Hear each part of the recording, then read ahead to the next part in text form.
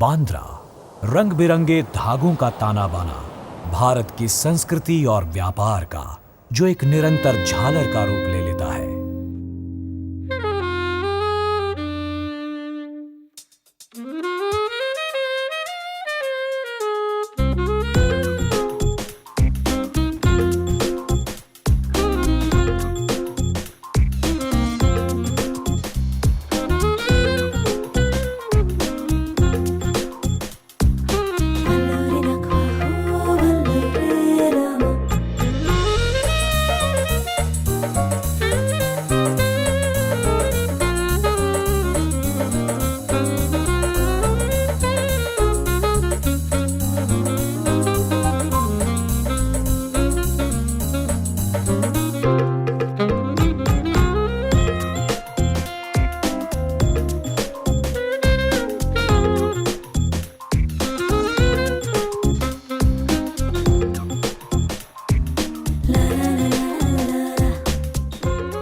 और फिर भी इस मिश्रित भंवर में एक धागा अपने ही रंगों में अछूता है, विश्वास का धागा, जो जात पात से परे आशा और आनंद का स्रोत है। ऐसे स्थान पर स्थित जो भौतिक और आत्मिक केंद्र बिंदु है, एक अमिट वजूद माउंट मैरी का, पवित्र मां के अनंत अनुग्रह का साकार रूप।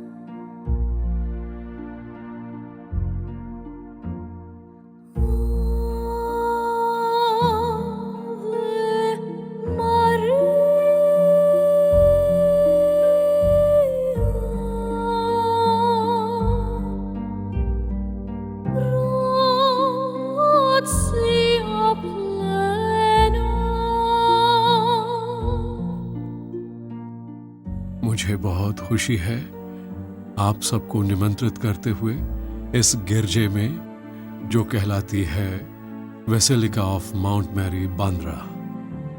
कारण क्या है कि ये बेसिलिका कहलाता है? क्योंकि रोम ने इस चर्च को इस पदवी से नवाजा है। यहाँ आने वाले असंख्य लोगों के कारण और मजबूत आस्था के कारण जो लोग मां मरियम के प्रति रखते हैं, जो उन्हें प्रभु यीशु तक ले जाती हैं, उनका ये दृढ़ विश्वास है कि परमेश्वर उनकी प्रार्थनाएं सुनते हैं और उन्हें लगता है कि अगर वो यहाँ आए तो वो अपनी भावनाएं मां मरियम को बता सकते हैं, जो उसके बदले अपने पुत्र के पास जाती है, जो अनुग्रह वो चाहते हैं वो दिलाने को। हमारे स्वर्गीय पिता हम में से हर एक की परवाह करते हैं और वो गरीबों की भी उतनी ही परवाह करते हैं जितनी दूसरों की करते हैं। इसलिए हम आपका स्वागत करते हैं और आशा करते हैं ये स्थान आपको परमेश्वर के करीब लाएगा और आपको जीने के लिए एक बेहतर इंसान बनाएगा।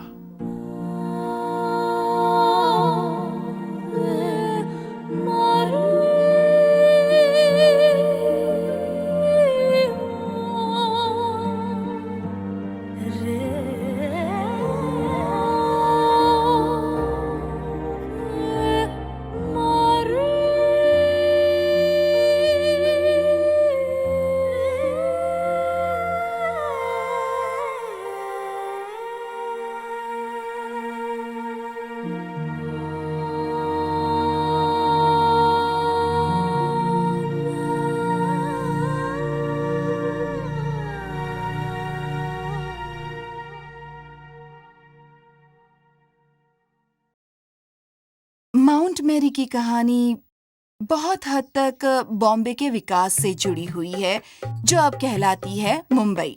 बॉम्बे में रहने वाले पहले लोग थे कोली यानी कि मछुआरे। मेरा नाम है नर्मदा यशवंत चिम्बईकर। मैं चिम्बई में रहती हूँ। 40 साल हो गए हैं। मैं आशीष लेने जाती हूँ। मुझे शांति और खुशी मिलती है, मेरे घर में सुख शांति रहती है। 14वीं शताब्दी में गुजरात के सुल्तान माहिम पर शासन करते थे और 16वीं शताब्दी तक ज्यादातर द्वीप और माहिम दे दिए गए पुर्तगालियों को। फिर भी ये अंतराल मसीहत के उदय की छाप छोड़ता है बंबई में। साथ ही सबसे पहली शुरुआत इस गिरजे की इस पहाड़ी पर। इस basilica of our lady of the mount का इतिहास जुड़ा है जेजुइट्स के साथ। सन 1640 के आसपास कैस्टेला डे अग्वाड़ा बना एक छोटी सी किलेनुमा इमारत लैंड्स एंड बांद्रा में। ये एक चैपल थी, एक पहाड़ी पर बनी झोपड़ी के बदले में, जो कैस्टेला की सैनिक टुकड़ी के लिए थी। ये जगह पहले चैपल कहलाती थी, फिर ये गिरजा कहलाने लगी। आज ये बेसिलिका कहलाती है। बॉम्बे इंग्लैंड के राजा को उपहार दिया गया था पुर्तगाल के साथ विवाह के संधि के रूप में 1661 में। बॉम्बे, जैसा इसे पहले कहा जाता था, कुछ छोटे द्वीपों का समूह था। पिछली 2 शताब्दियों से ये शहर खामोशी से तब्दील होता गया एक मछुआरे के गांव से एक विशाल जनसमूह वाले महानगर में। ये आश्चर्यजनक वृद्धि और मुंबई का रूपांतरण संभव नहीं हो सकता था बिना कुछ विचारकों की पहल के, जिन्होंने अपना दिलो दिमाग लगा दिया इसकी बेहतरी के लिए। उनमें से एक परोपकारी थे मेरे पूर्वज सर जमशेद जी जेजुबॉय, पहले बैरोनेट। व्यापार के प्रति उनकी पैनी दृष्टि और नई खोजों के प्रति उनका रुझान उन्हें 5 बार चीन की यात्रा पर ले गया, एक व्यापार साम्राज्य की स्थापना के लिए जो न देखा गया था न सुना गया था उस दौर में। जैसे जैसे सर जमशेद जी का बिजनेस बढ़ा, वो स्वेच्छा से निकल पड़े व्यक्तिगत और सार्वजनिक परोपकारिता की राह पर। उन्हीं के इन महान उदार कर्मों के फलस्वरूप उन्हें उपाधियों और सम्मान से नवाजा गया अंग्रेजों द्वारा। आज भी उनकी विरासत जीवित है और उन कई संस्थाओं में साकार है जिन्हें उन्होंने स्थापित किया था और उन सार्वजनिक कार्यों में जो उन्होंने शुरू किए। नोसा सेनोरा द मोंटे, जो इस बेसिलिका का मूल नाम था, 1990 में प्रारंभ की गई फादर प्लेसिड हिलरी हेनरिक द्वारा, जो सेंट एंड्रूज के पैरिश प्रीस्ट थे, और इसे डिजाइन किया आर्किटेक्ट S.N. चंदाबॉय ने। ये एक ऐतिहासिक स्थान है क्योंकि 400 साल से यह इमारत कायम है। इसी जगह पर आर लेडी को समर्पित है। बांद्रा में यह सबसे ऊंचा स्थान है, ऐसा जमीन का टुकड़ा जिसकी एक ओर देखा जा सकता है बांद्रा का इलाका और दूसरी ओर सागर।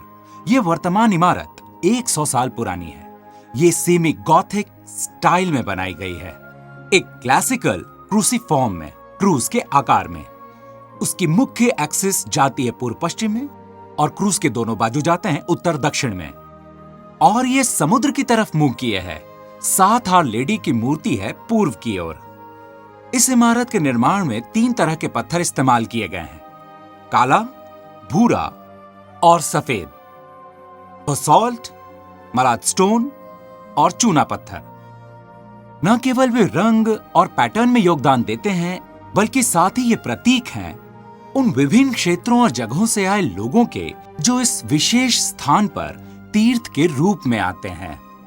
ये कहीं ज्यादा रंगीन है एक तरह से, क्योंकि यहाँ औपचारिकता नहीं है। हाँ, जो भारत का जटिल इतिहास दर्शाता है। तो एक अलग विशेषता है जब आप मुंबई में चर्च आते हैं तो हाँ, यहाँ कुछ चीजें हैं जो मैं पहचानता हूँ और कुछ चीजें हैं जो मैं देखता हूँ कि वो इंग्लिश चर्चों की तरह हाँ। हैं। तो ये ऑल्टर लिटर्जी मुझे यकीन है कि वैसे ही है, पर साथ ही साथ ये रंग, इस जगह का एहसास बेशक अलग है। ये हमारे लिए एक शानदार अनुभव है, ये बहुत ही बढ़िया है। ऊंचे मीनार और नुकीले मेहराब जो नजर को ऊपर तक ले जाते हैं, यही गॉथिक आर्किटेक्ट की विशेषता है। आप इन दीवारों की तरफ देखें तो आप देखते हैं तख्तियां, उन दानवीर लोगों के दान की यादगार जिन्होंने दिया, उस विश्वास और सहयोग की जिसने वास्तव में मदद की इस आलिशान इमारत को बनाने में। चर्च के अंदर एक ऊंचा सेंट्रल नेव है, वहीं दिखती है बालकनीज, एक क्वायर का छज्जा और उसके ऊपर एक लॉफ्ट, और सब प्रकाशमान छत की खिड़कियों से आती रोशनी। गलियारों के किनारे पर आर लेडी के जीवन संबंधित चित्र दर्शाए गए हैं दीवारों पर। और ऊपर बैल्कनीज में परिश्ते हैं रोशनी के खंभे लिए जो सेंट्रल नेव को रोशन करते हैं।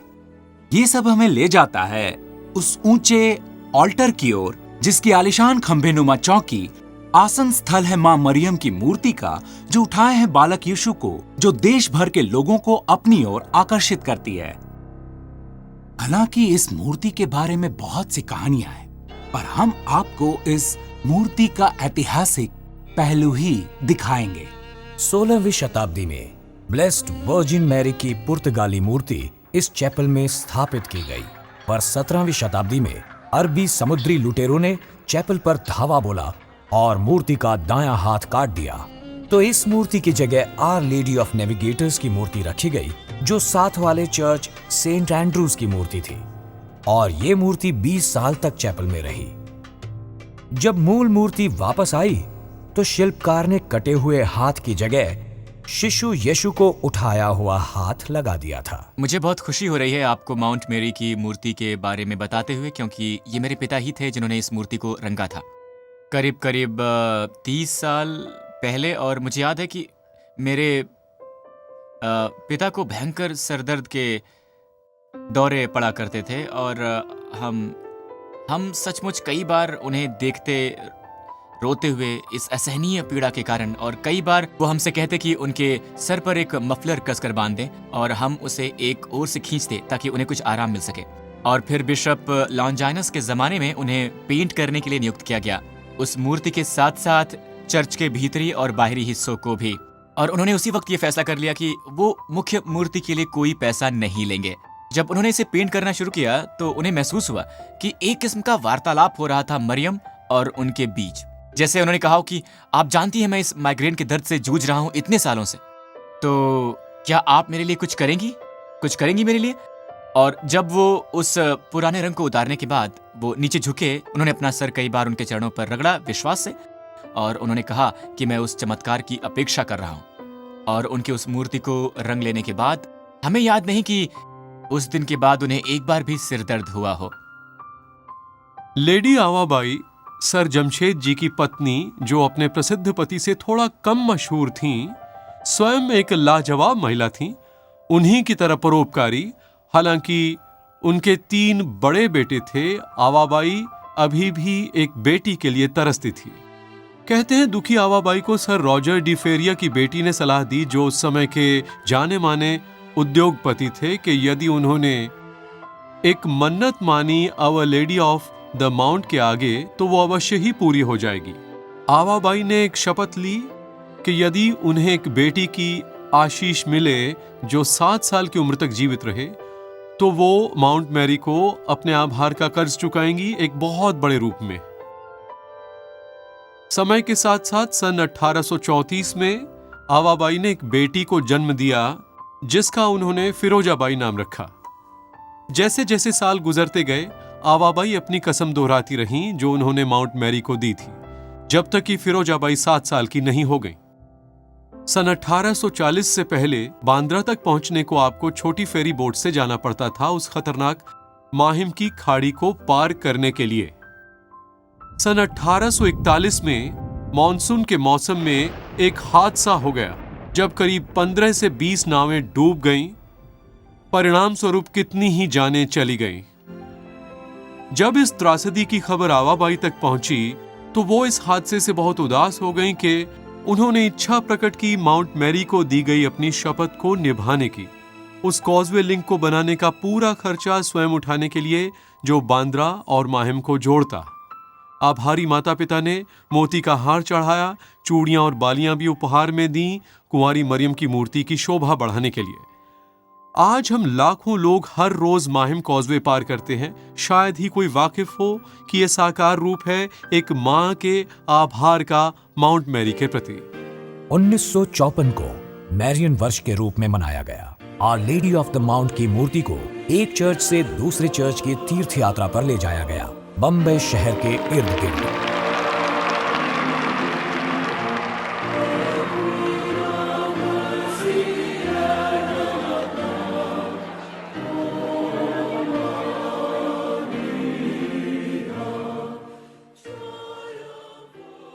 मैं हूं जफर अली, मैं लकी रेस्टोरेंट के पार्टनर्स में से एक हूँ।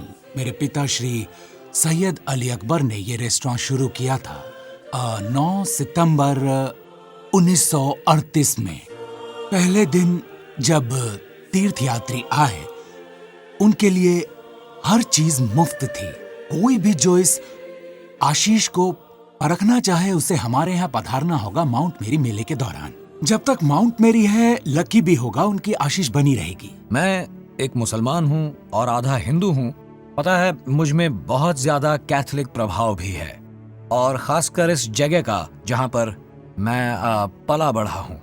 मुझे इससे प्यार है क्योंकि यहाँ मैंने बहुत बेफिक्र जिंदगी गुजारी है, और इस जगह की एक अद्भुत आभा है आसपास। मैं जब यहाँ आता हूँ मुझे बहुत शांति मिलती है। पता है, मैं ज्यादातर समय यहाँ चला आता हूँ। अक्सर मैं जब बहुत ज्यादा तनाव में होता हूँ या ऐसा कुछ होता है, मैं यहाँ आता हूँ, और मैं जब यहाँ एक चक्कर लगाता हूँ, मेरे चेहरे पर मुस्कुराहट आ जाती है, और मैं जान जाता हूँ कि यह मुस्कुराहट क्यों है। मैं मुस्कुरा रहा हूँ क्योंकि मैं खुश हूँ। और जब मैं हिल रोड से गुजरता हूँ, जैसे लिंकिंग रोड या पास ही में, जब मैं शहर जाता हूँ और वहां से रिक्लेमेशन होते हुए लौटता हूँ, मैं एक चक्कर लगाता हूँ। कई बार मैं यहाँ पर आता भी नहीं, पर बस एक नजर वहां देखना भर और ड्राइव करके निकलना, यहां से जाते हुए नीचे केन रोड, मुझे बहुत आनंद देता है। मुझे सचमुच प्यार है इस जगह से, और मैं यहाँ लाखों बार आया हूँ।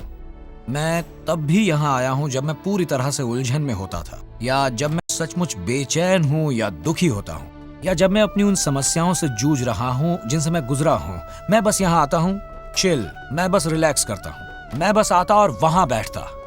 जब मैं वहां किसी को न देखता तो मैं बस आकर यहाँ बैठता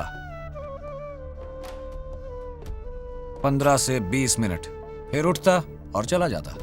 मुझे याद नहीं कि मैं कुछ मांगता था। मैं जानता था कि वो जानती है मैं क्यों आया हूँ। वो मेरी माँ है, मैं उनसे अपनी माँ की तरह बात करती हूँ। मुझे यहाँ शांति मिलती है और मैं यहाँ कोई मन्नत मांगने नहीं आती, मुझे ये चाहिए वो चाहिए, मुझे बस खुशी मिलती है इसलिए आती हूँ। मैं काफी बार माउंट मेरी आती हूँ, कुछ मांगने के लिए नहीं, केवल धन्यवाद करने, और मुझे ये जगह शांतिमय लगती है। जब मुझे गुस्सा आता है अपनी रोजमर्रा की जिंदगी में, मैं जैसे प्रार्थना करती हूँ और मुझे बहुत शांति मिलती है। मैं मदर मैरी से प्रार्थना कर रही हूँ कि मेरे बॉस को चंगा कर दें, तो मैं हर दिन आऊंगी और आपकी आराधना करूंगी। उन्हें बस ठीक होने दें। उन्हें कैंसर है, ऐसा डॉक्टर ने कहा है, इसलिए हम यहाँ आते हैं। मैं 18 साल से संजान में रहता हूँ और कुल 18 साल से मेरा परमेश्वर पर विश्वास है, और हमने प्रभु से बहुत बहुत कुछ पाया हुआ है। उनका बहुत प्रेम है हम पर। मेरे पूरे परिवार का विश्वास इसमें है।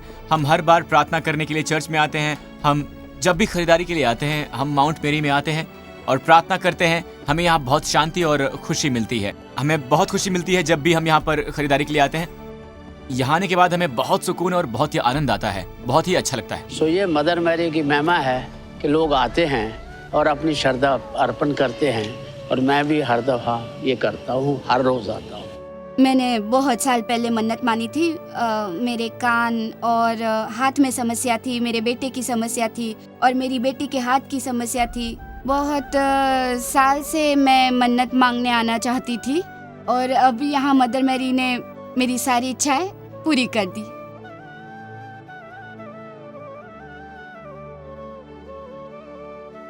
नए नियम, खासकर सुसमाचार, हमें क्या बताता है मरियम के बारे में जिससे हम इतना प्रेम करते हैं। मैं बात करूंगा मरियम के जीवन के 4 पहलुओं के बारे में। हर एक अक्षर सी से शुरू होता है। मरियम एक कॉमन स्त्री, मरियम एक चोजन यानी चुनी हुई स्त्री, मरियम एक कंपैशनेट यानी करुणामयी स्त्री, मरियम एक करेजियस यानी साहसपूर्ण स्त्री। मरियम का विषय सुसमाचारों में किसी खास पृथक व्यक्ति के रूप में नहीं है। उसका हमें परिचय दिया जाता है लूका के सुसमाचार में, एक गांव की स्त्री के रूप में जिसकी मंगनी हो चुकी है, एक यूसुफ नाम के मनुष्य से जो नासरत गांव का था।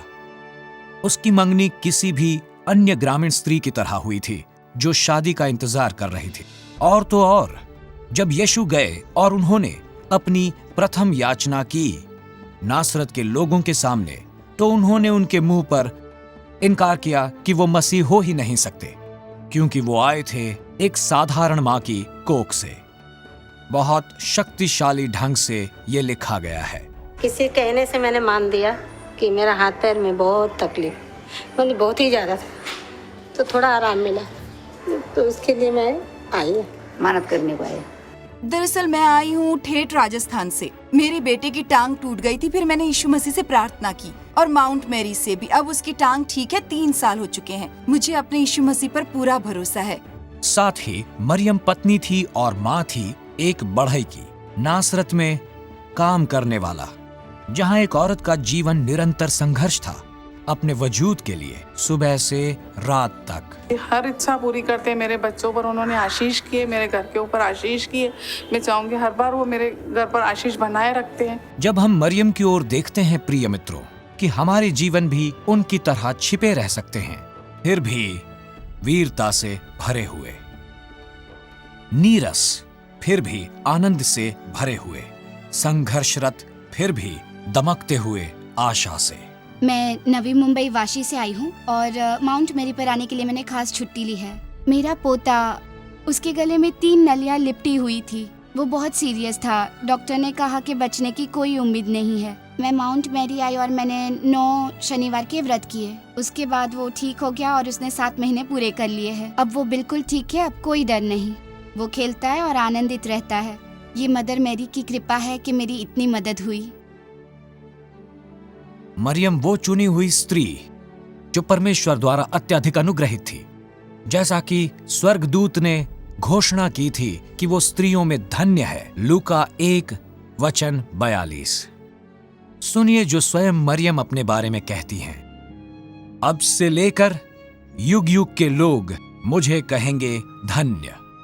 हम उन लाखों लोगों में से जो युगानुयुग से उन्हें कहते रहे हैं धन्य। परमेश्वर ने मरियम को चुना, पर यह तो कहानी का पहला हिस्सा है। मरियम ने परमेश्वर के इस बुलावे को हां कहा। परमेश्वर हमें बुलाते हैं, पर वो इंतजार करते हैं हमारी मुक्त प्रतिक्रिया की। मरियम की मुक्त प्रतिक्रिया परमेश्वर के प्रति वर्णित है उस ऐलान में जो हमें मिलता है लूका के सुसमाचार में। स्पष्टीकरण मांगने के बाद मरियम कहती हैं, देख मैं प्रभु की दासी हूं, मुझे तेरे वचन के अनुसार हो। उसकी हां मानव जाति की हां का प्रतिनिधित्व करती है, परमेश्वर द्वारा दिया गया मुफ्त उपहार यीशु। ये 5 मई 2001 का दिन था। वो शनिवार था। हमेशा की तरह मैं जब उनके चरणों में प्रार्थना कर रही थी, तब अचानक वो मुझसे कहती हैं कि मुझे मैमोग्राफी करवानी होगी। ये बहुत ही भावभीना ढंग है जिस तरह मदर मैरी हर एक को स्पर्श करती हैं, जो यहाँ आते हैं और सांत्वना पाते हैं दुख मुसीबत के समय में। आपको क्षमा प्राप्त होती है जब आप पाप करते हैं, और आपको साहस भी मिलता है जब आप जीवन में कठिनाइयों का सामना करते हैं। आप कल्पना कर सकते हैं, मैं चौंक गई जब डॉक्टर को एक दाग दिखा और उसे ढूंढने के लिए उसे संघर्ष करना पड़ा। और बहुत लंबे समय के बाद और अतिरिक्त टेस्ट करने के बाद अगले दिन उसे मिली मैलिग्नेंसी यानी कैंसर। पर यहाँ फिर मदर मैरी मुझे बचाने आई। ठीक मेरी सर्जरी के 3 दिन पहले वहाँ एक छोटा सा बच्चा था जो मेरे लिए प्रार्थना कर रहा था, और वो मेरे पास ये संदेश लेकर आया। उसने कहा, आंटी जॉन, मेरे पास आपके लिए एक संदेश है। और वो संदेश था, मैंने तुम्हें पूरी तरह चंगा कर दिया है, मुझे तुम्हारा जीवन चाहिए। उसने कहा, आंटी जॉन, मुझे ये संदेश समझ नहीं आ रहा, क्योंकि ऐसा लगता है जैसे संदेश के 2 हिस्से परस्पर विरोधी हैं। क्योंकि जब परमेश्वर कह रहे हैं मुझे तुम्हारा जीवन चाहिए, तो मैं यही कल्पना करूंगा आप बचेंगी नहीं। मैं जान गई, क्योंकि उससे पहले तकरीबन 5 साल पहले परमेश्वर मुझे प्रेरित कर रहे थे कि मैं अपनी इतनी कमाऊ नौकरी छोड़ दूं। एयर इंडिया में मेरा बहुत ऊंचा पद था और मुझे अपनी नौकरी से बहुत लगाव था, मेरा करियर और उसके साथ मिलने वाली सारी सुविधाएं। एक पादरी के रूप में जो लोगों की मदद करने की कोशिश करता है जिनके आत्मिक जीवन में कोई कठिनाई है, मैंने इस जगह का पुरजोर इस्तेमाल किया है उन्हें यहाँ लाकर मदर मैरी से रूबरू करा के। तो मैंने जाना कि मैं पूरी तरह चंगी हो रही हूँ, पर उसके साथ एक शर्त जुड़ी है। और सर्जरी में जाने से एक दिन पहले मैं मदर मैरी के पास गई और मैंने उनसे वादा किया कि सर्जरी के बाद जब मैं स्वस्थ हो जाती हूँ तो मैं वापस उस नौकरी पर नहीं जाऊंगी। आज मैंने अपना जीवन पूरी तरह परमेश्वर को समर्पित कर दिया है। मैं परमेश्वर के वचन की शिक्षा देती हूँ, मैं नौजवानों को सिखाती हूँ और मैं अपना अनुभव उनसे साझा करती हूँ ताकि लोग परमेश्वर के करीब आ सकें। सबसे बढ़कर माँ मरियम की यीशु से बातचीत, जो उनके अपने पुत्र हैं, उन्होंने तय किया कि वो उन्हें अपना गुरु बनाएंगी। वो स्वयं अद्भुत हैं अपने जीवन में। उन्होंने समझने की कोशिश की कि वो क्या उपदेश दे रहे हैं। वो उनके पीछे हो ली, वो क्रूस तक उनके पीछे गई। ये एक महान आदर्श है जिसका हम अनुसरण कर सकते हैं। हम मरियम के आभारी हैं कि उनके द्वारा यीशु हमारे पास आए। वो ऐसा प्रभात है जो यीशु में दिन की शुरुआत करती है। उस जमाने में एक शादी की दावत थी गलील के काना में, और यीशु की माँ वहां थी। जब दाखरस की आपूर्ति खत्म हो जाती है और उनकी नजर इस कमी पर शीघ्र ही गौर करती है, वो इस परिस्थिति को सुधारने का बीड़ा उठा लेती हैं। वो ये करती हैं अपने खामोश बेफिक्र अंदाज में। आप देखें, हमारी नजर सीमित है, मदर मैरी की नजर हमेशा 2020 है। मेरा इतिहास इस जगह से बचपन से जुड़ा हुआ है। मैं शिवाजी पार्क के बीचेस पे खेला करता था, माहिम कॉजवे से आता जाता था, तो दूर कहीं पर एक टीले पर मुझे ये चर्च दिखता था और हमेशा दिल में इच्छा होती थी कि कहीं ना कभी मैं इस चर्च में जाना चाहूँगा। आकर्षित करता था मुझे अपनी तरफ। ये असल में 2010 की बात है, जब सब कुछ ठीक ठाक था और मुझे एक छोटा फोड़ा हुआ था जिसका ऑपरेशन करवाना पड़ा था। तो मैं उन अनिवार्य एक्सरे और ब्लड टेस्ट के लिए गया जो किसी भी सर्जरी से पहले किए जाते हैं, खासकर अगर ये जनरल एनेस्थीसिया में हो रही हो। और मुझे रेडियोलॉजिस्ट ने अंदर बुलाया, जो बहुत चिंतित हो गया था। वो क्यों चिंतित हुआ था? उसे मिला था एक बहुत बड़ा घाव, एक बड़ा सा ट्यूमर मेरी छाती के एक्सरे में। उन्हें शंका थी कि ये कैंसर है। मेरी मौसी को एक लाइलाज बीमारी का शिकार बताया गया। उन्हें बस जीने के लिए कुछ घंटे ही दिए गए। वो एक जाने माने सर्जन की पत्नी है, एक बहुत ही मशहूर दक्षिण मुंबई के अस्पताल के। उनका परिवार बहुत विचलित हो गया। उनके 3 बच्चे हैं और उनके पति को आईसीयू में रहने की विशेष अनुमति मिली थी उनके अंतिम कुछ घंटों के दौरान, और वहां वो लेटी थी एक अवचेतन अवस्था में। हालांकि 2001 में मुझे मौका मिला यहाँ आने का। मेरे पिताजी बहुत बीमार थे। होली फैमिली हॉस्पिटल बहुत करीब है यहाँ से, जहाँ पे उनको एडमिट किया गया था। उनके पैनक्रियास पर इन्फ्लेमेशन हो गया था और 10 दिन तक वो आईसीयू में थे। आप कल्पना कर सकते हैं आप पर क्या बीतती है जब 4 से 5 दिन इंतजार करना पड़ता है उत्सुकता से उस रिपोर्ट का। आप वो सब कुछ करते हैं जो आप कर सकते हैं, जिसमें शामिल है उम्मीद और दैवी शक्ति का हाथ। बहुत बार मेरे पास बहुत ही कठिन केस आते हैं और उस केस में जाने से पहले मैं हमेशा ये जरूर करता हूँ कि माउंट मैरी पर जाऊं और एक छोटी सी प्रार्थना करूं। मेरे ख्याल से स्वयं माउंट की शांति और खामोशी बहुत सी शांति और सुकून दिलाता है मुझे, और किसी न किसी तरह मेरी सर्जरीज में भी मेरी काफी मदद करती है। मेरी पत्नी के बसिलिका में विश्वास का धन्यवाद, जहाँ आवर लेडी एक मध्यस्थ के रूप में विराजमान है। मैं शाम को उनके साथ बसिलिका जाने लगा और एक शाम मैं खिंचा चला गया बसिलिका जाने से आगे कि मैं ऑरिटरी तक जाऊं। और जब मैं ऑरिटरी में प्रार्थना कर रहा था, मुझे इस किस्म का संदेश मिला। इसे कहना दूसरी तरह से कठिन होगा। मुझे ये इस किस्म का संदेश मिला कि ऐसा ही कुछ तुम्हारे पिता के साथ हुआ था कुछ दशक पहले, और उन्हें जीने का नया अवसर मिला था। अगले दिन मैं वापस बसिलिका गया और मैंने सचमुच पूरी तरह विश्वास किया कि आवर लेडी हमारी सबसे उत्तम मध्यस्थ है। मैं मदर मैरी के पास दौड़ी गई। मैं ये हकीकत सह नहीं पा रही थी कि ये बच्चे अपनी माँ को खो देने वाले हैं। मैं उनके साथ खेली थी, मैंने बहुत बार उनके साथ खाना खाया था। मेरी मौसी ने मुझे परामर्श दिए थे, वो हमेशा मेरे लिए उपलब्ध थी। और जब मैं प्रार्थना कर रही थी, अचानक मुझे लगा कि मैं पुरजोर मांग कर रही हूँ। आप उन बच्चों से उनकी माँ नहीं छीन सकती, नहीं छीन सकती। उनमें इससे जूझने की शक्ति नहीं है।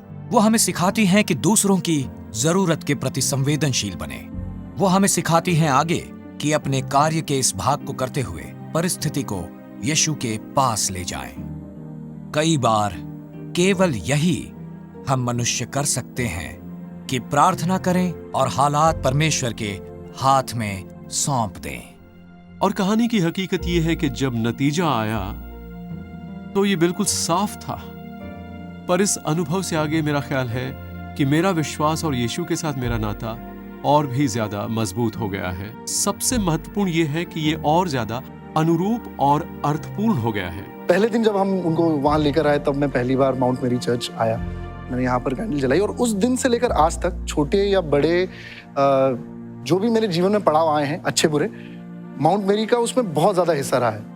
वो हमेशा मेरे लिए उपलब्ध है और वो सुकून जो मुझे मिलता है जब मैं उनसे प्रार्थना करता हूँ, वो मुझे पहले कभी जीवन में महसूस नहीं हुआ। तो पता है, मेरे ख्याल से मेरे जीवन की सर्वोत्तम जगहों में से वो एक है जिसने मुझ पर बहुत प्रभाव डाला है। उसके बाद ऐसे कई क्षण आए जब मैं सिर्फ कुछ मांगने नहीं तो यहाँ उनके साथ बैठकर सिर्फ कुछ सुकून के पल बिताने भी आया।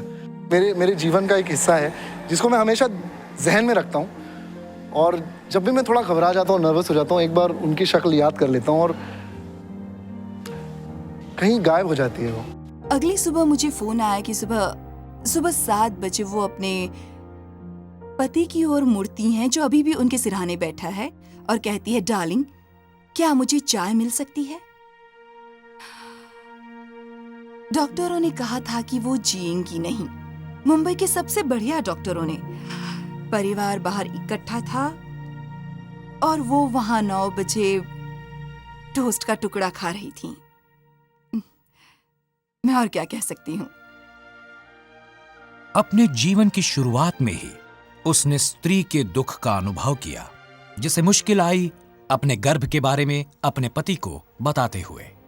उस जमाने में जब सामाजिक मापदंड और अधिक कड़े थे उनके मुकाबले जो आज हैं, उसे व्यभिचार के लिए पत्थरों से मार दिया जाता।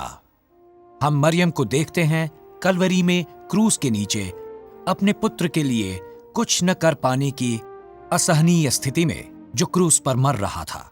हम एक मां की सोचते हैं अपने बच्चे के सिरहाने बैठे हुए जो कैंसर से मर रहा है। हम कितनी ही माओं की सोचते हैं जो चाहती हैं कि किसी भी तरह से अपने प्रियजनों का कष्ट दूर कर सकें। हुआ ये था कि हमारे गांव में भयंकर बारिश हुई थी, तूफानी बारिश। जैसे कहते हैं ना कि मौत तो आई थी लेकिन समय नहीं आया था। हमने परमेश्वर से माउंट मेरी से प्रार्थना की और उस कठिन समय, उस संकट से हम लोग बच गए। क्योंकि हमारी इच्छा पूरी हो गई, इसलिए आज हम दर्शन के लिए आए हैं, धन्यवाद देने कि उनकी कृपा से ही आज हम जीवित हैं। क्या थे उनके अंतिम शब्द? हम उन्हें काना से उस विवाद में पाते हैं जब वो सेवकों से कहती हैं, जैसा वो कहता है वैसा ही करो। यूहान अध्याय 2 वचन 5। ये उनके अंतिम शब्द हैं जो सुसमाचार में दर्ज हैं। यदि हम मां मरियम के करीब हैं तो निश्चित ही हम यीशु को और ज्यादा खोजने के मार्ग पर होंगे। उनकी अंतिम सलाह हमारे लिए है जब वो हमारे हाथ पकड़कर यीशु के पास ले जाती हैं, वही करो जो वो कहता है। ये कुछ ऐसा नहीं है जो मेरा हिस्सा है, असल में ये वो चीज़ है जिसने जीवन को मकसद दिया है।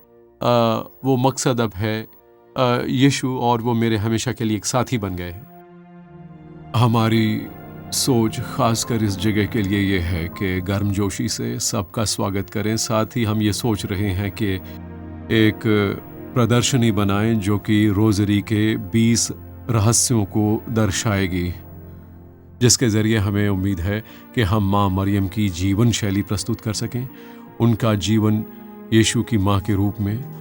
और हमें ये उम्मीद है कि ये उन्हें उन तक ले जाएगा कि वो मसीह को और बेहतर जानें और सचमुच इस योग्य हो सकें कि उस शांति और सुख को पा सकें जिसे वो खोज रहे हैं।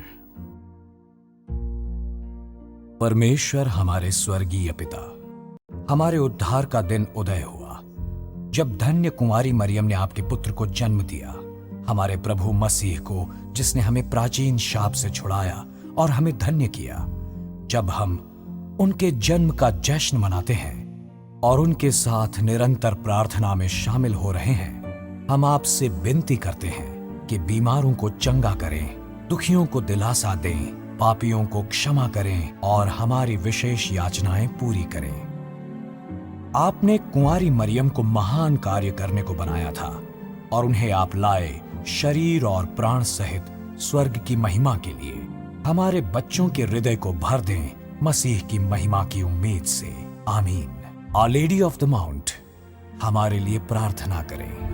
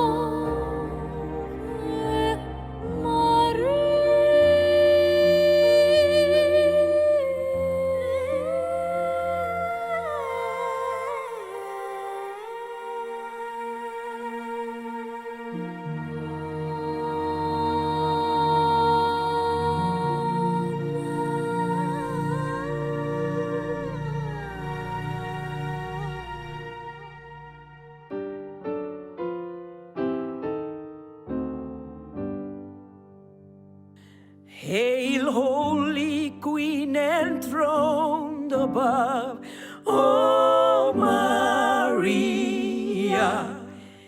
Hail, Mother of Mercy and of Love, O Maria.